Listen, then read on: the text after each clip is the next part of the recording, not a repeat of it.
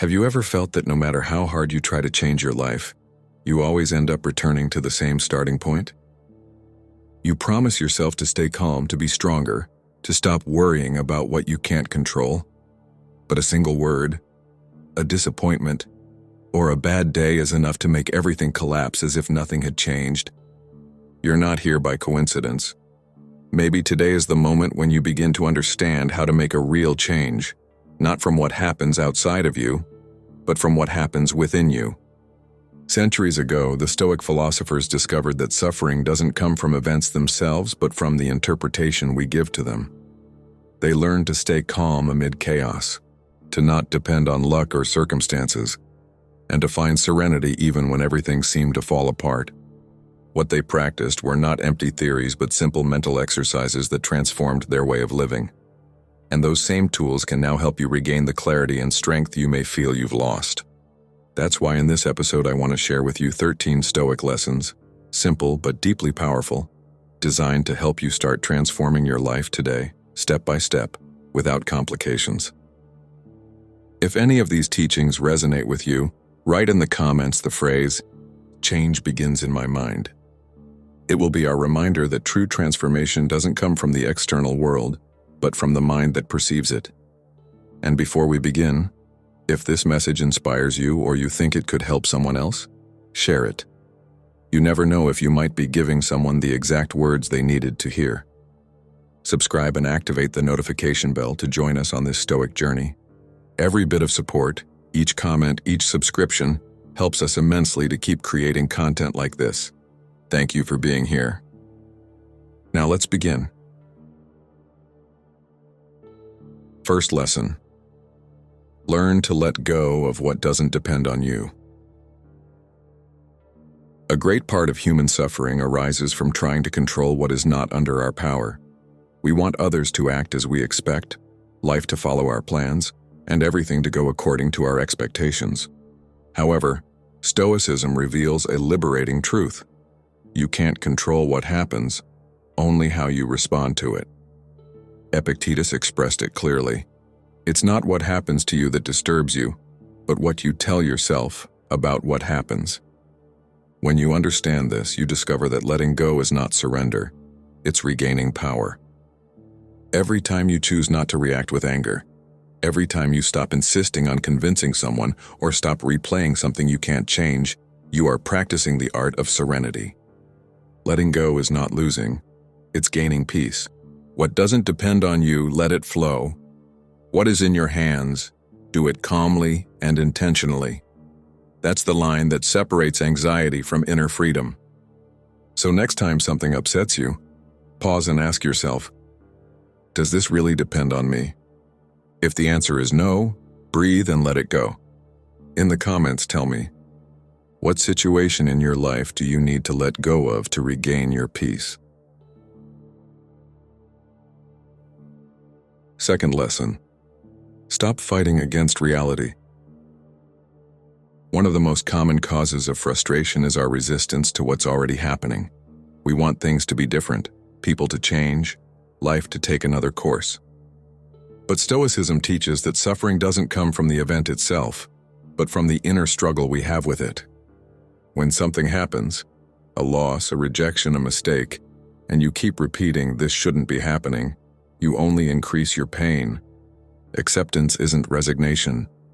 It's seeing things as they are, without embellishment or complaint, so you can act with clarity instead of staying trapped in resistance. Marcus Aurelius summed it up beautifully. Love whatever happens to you because it's woven with what you need.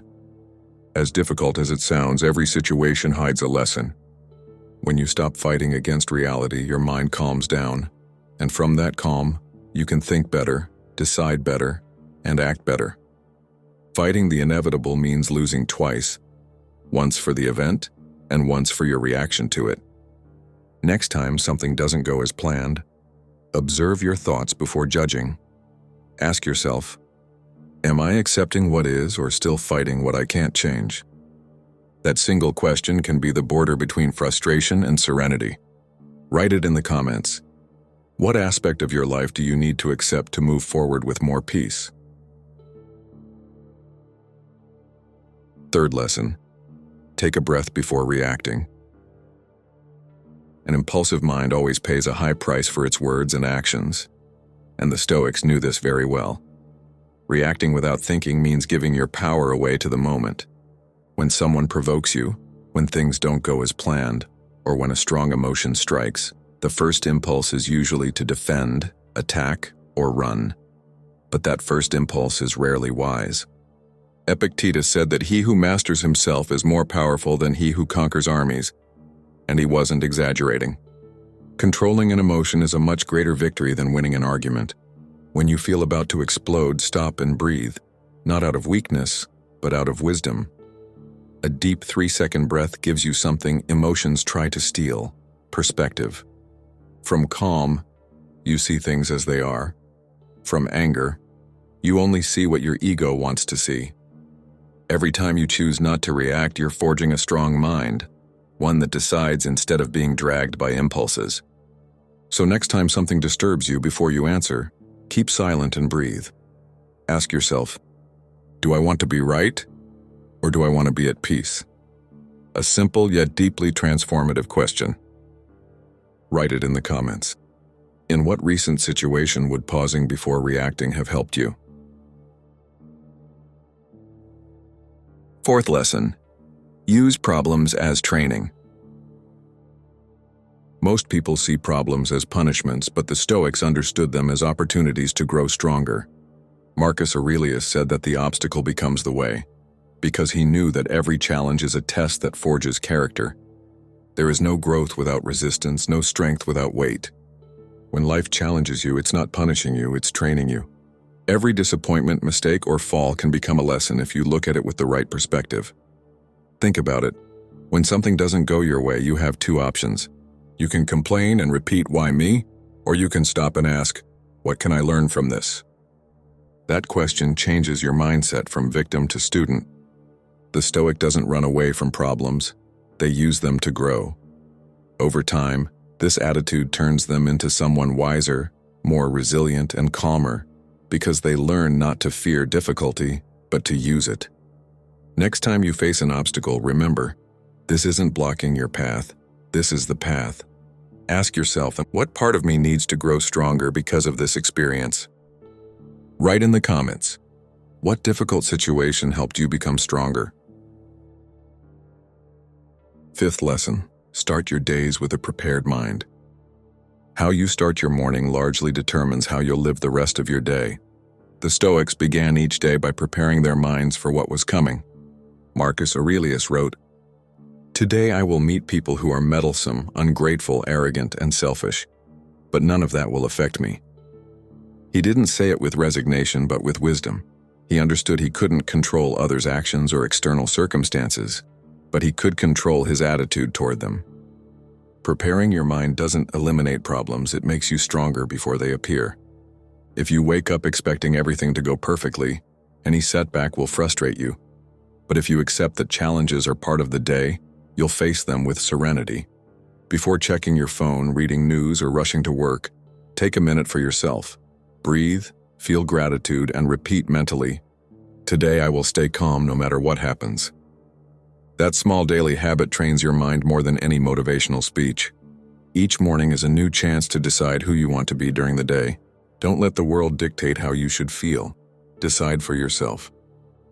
Write in the comments, what phrase or thought would you like to repeat each morning to keep your calm? Sixth lesson, avoid arguing with those who don't seek to understand. One of the biggest drains of energy comes from trying to convince someone who doesn't want to listen. The Stoics knew that arguing with a closed mind is like throwing stones into the sea. Lots of effort, no results. Marcus Aurelius summed it up simply, "The best answer to a fool is silence." And not out of arrogance, but because when someone argues without the intention of understanding, they're not looking for truth. They're looking for attention or conflict. If you enter their game, you hand over your peace. Some battles are won by not participating. Every time you choose silence over reaction, you're exercising self-control. That doesn't mean you should let people step on you. It means knowing when speaking adds value and when it only fuels noise. People don't change because you tell them to. They change when their mind is ready, and until that happens, your peace is worth more than any argument. Next time you feel the need to be right, ask yourself, is it worth losing my calm for this? Write in the comments, with whom or in what situations is it hardest for you to stay silent and keep calm? 7th lesson, be grateful even for the small things. Stoicism teaches that gratitude isn't an occasional emotion. It's a way of perceiving life. Seneca said, "The wise man is more grateful than demanding," because he understood that happiness doesn't come from accumulating more, but from valuing what you already have. We live so focused on what's missing that we forget what's already present. A roof, a meal, a friendship, a new sunrise. When you learn to look at everyday things with grateful eyes, the ordinary becomes extraordinary. Being grateful doesn't mean denying your problems, it means balancing the scale. For every reason to worry, there's another reason to be thankful. That simple mental shift transforms your mood, reduces anxiety, and strengthens resilience. Even modern science confirms it. Writing down 3 good things each day improves emotional well-being and trains your mind to focus on what is working. And that, in essence, is thinking like a Stoic. Start today. Give thanks for something, even if it seems small. Gratitude is the bridge that connects calm with happiness. Write in the comments, what simple thing can you sincerely be grateful for today? 8th lesson, be careful what you consume. It feeds your mind. The Stoics understood that the mind also needs nourishment, just like the body.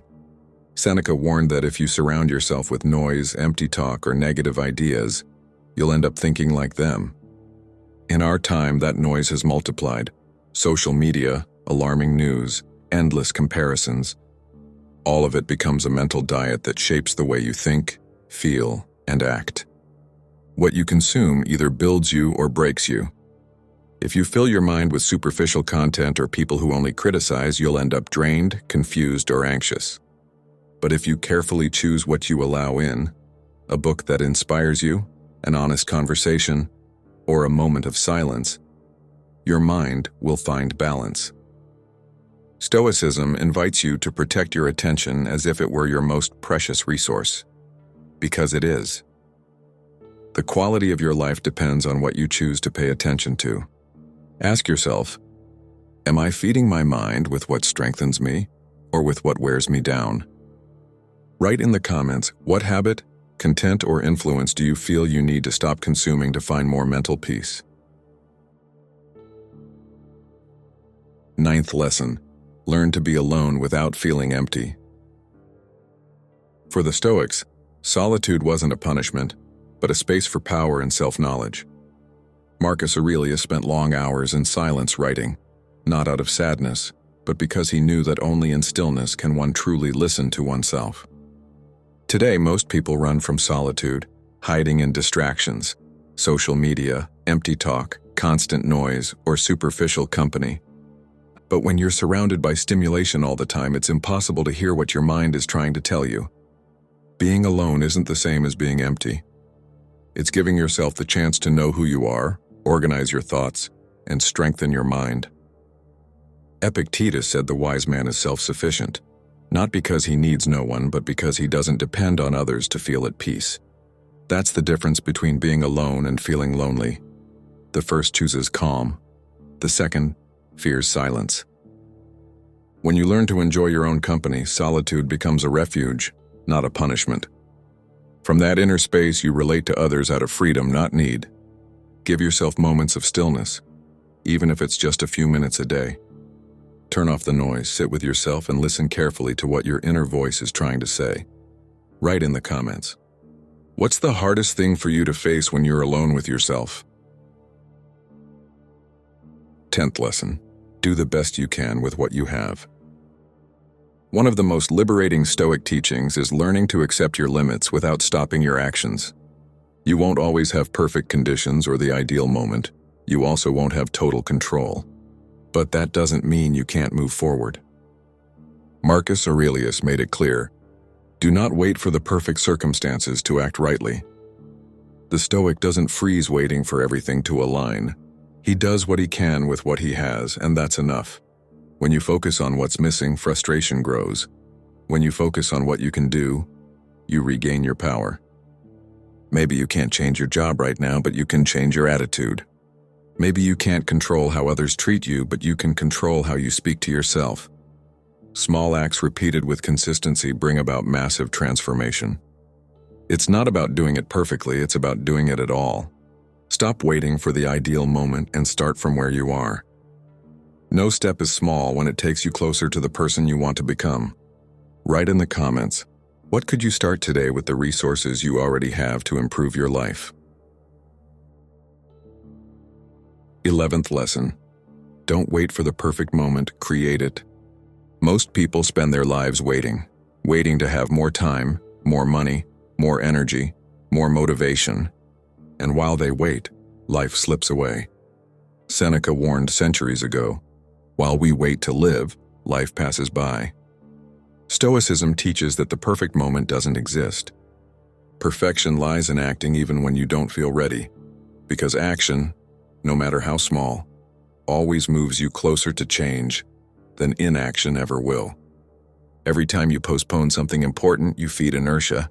Every time you take even a small step, you strengthen your character. You don't need to feel motivated to act. In fact, motivation comes after movement, not before. The Stoic doesn't wait for ideal conditions. He acts with what he has and transforms things from there. So stop waiting for everything to align.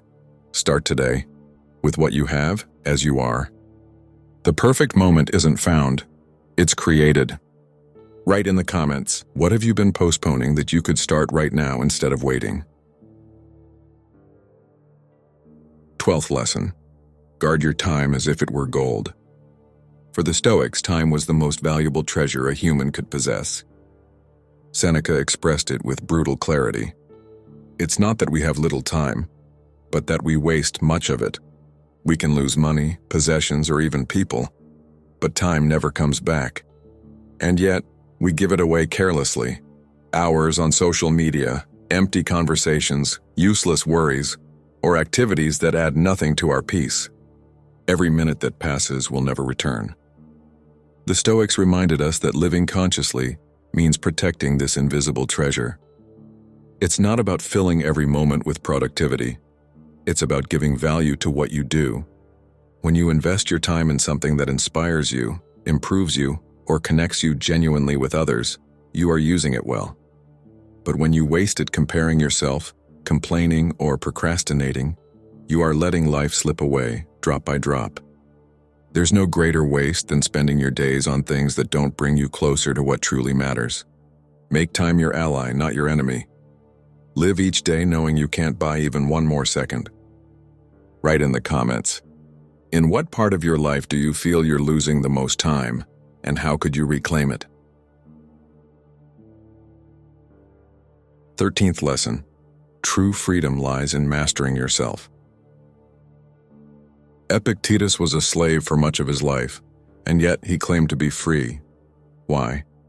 Because he understood that freedom doesn't depend on what you do, but on what doesn't control you. Being free doesn't mean doing whatever you want. It means not being a slave to your impulses, fears, or desires. You can have all the free time in the world and still live imprisoned by your emotions. But when you learn to govern yourself, to decide how you react, to keep calm no matter what happens, no one can take your inner freedom away. The Stoics believed that self-mastery is the highest form of power. Not the power to control others, but the power to control yourself in a world that pushes you to react, desire without limit, and constantly compare. The person who manages to remain balanced amid chaos becomes rare and admirable. Serenity is not indifference, it's strength. It's the ability to keep your mind steady while everything around you changes. So next time someone or something tries to pull you out of your center, remember, no one can control your mind unless you let them. Write in the comments, in what area of your life would you like to begin having more self-mastery? Change begins in your mind. Getting to this point isn't a coincidence, and if you're hearing these words, it's because a part of you is already ready to change, to think differently, to live with more calm and purpose. The 13 lessons you've just heard are not ancient ideas. They are practical tools for modern life, simple, applicable, and deeply transformative if practiced consistently. Changing your life doesn't mean eliminating problems. It means learning to respond to them better. And that, as the Stoics taught, depends entirely on you.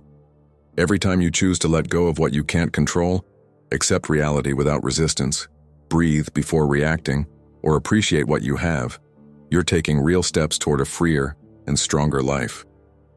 It's not about being perfect, it's about being conscious. Change doesn't happen overnight. It happens in every decision, every thought, every moment in which you choose calm over chaos. If any of these lessons touched you or you think they could help someone else, share them. You never know, you might be offering someone exactly the clarity they need. And if you haven't yet, subscribe to the channel and activate the notification bell. Your support helps us immensely to continue creating this kind of content and to keep alive this community of minds seeking to grow through reason and serenity. Before you go, I want to invite you to leave in the comments the phrase, "Change begins in my mind." Write it as a commitment to yourself, as a promise that, from today onward, you'll take control of the only thing that truly belongs to you, your way of thinking. Thank you for being here, for listening, and for joining us on this Stoic journey. We'll see you in the next episode.